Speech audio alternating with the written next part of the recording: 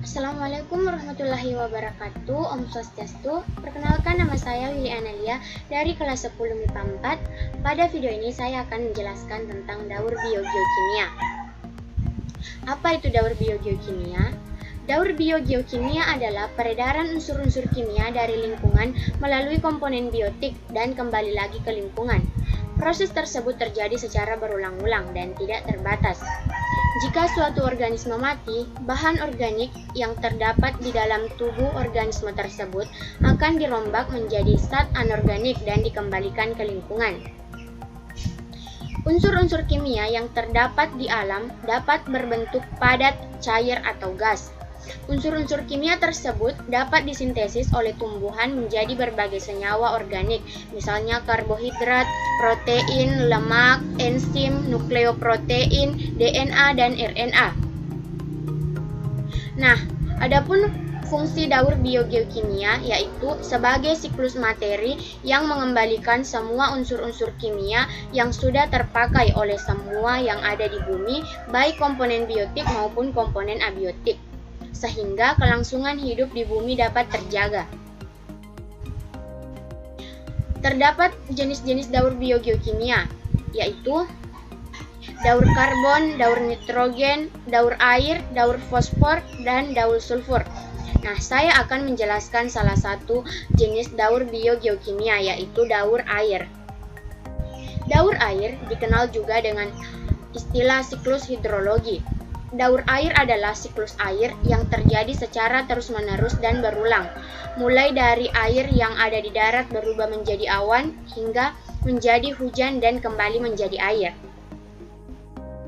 Daur air ini berbeda dengan daur biogeokimia lainnya, karena sebagian besar aliran air terjadi bukan melalui proses kimia, melainkan proses fisik.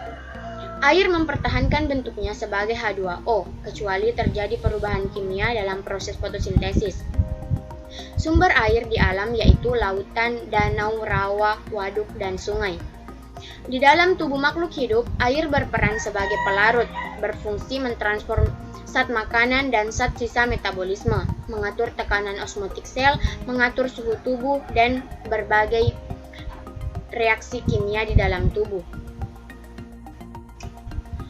Terdapat 5 tahapan daur air, yaitu evaporasi atau penguapan, adalah proses di mana air yang ada di laut, rawa, danau, samudra, dan lainnya menguap akibat adanya pemanasan sinar matahari. Transpirasi, yaitu proses penguapan air dalam bentuk uap air melalui stomata.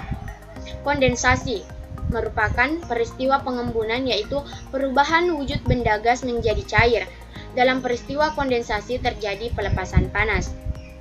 Presipitasi adalah proses pencairan awan hitam hingga jatuh menjadi hujan. Infiltrasi. Di dalam tanah, air akan mengalir ke arah pinggir menuju mata air, danau, atau sungai. Peristiwa aliran air di dalam tanah tersebut dikenal dengan infiltrasi. Seperti yang kita lihat pada gambar, saat terkena cahaya matahari, seluruh permukaan bumi yang mengandung air akan mengalami evaporasi atau penguapan, sementara makhluk hidup mengalami transpirasi. Uap air akan naik ke lapisan atmosfer membentuk awan. Awan kemudian berpindah karena perbedaan suhu udara. Saat terpapar udara dingin, awan akan mengalami kondensasi menjadi tetes-tetes air dan akan berjatuhan ke permukaan bumi dalam bentuk hujan atau biasa disebut presipitasi.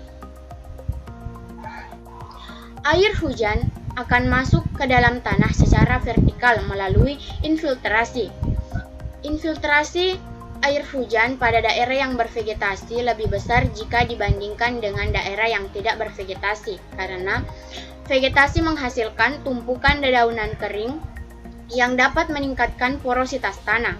Setelah terjadi infiltrasi, air akan terus bergerak ke bawah karena pengaruh gravitasi bumi, disebut peristiwa perkolasi.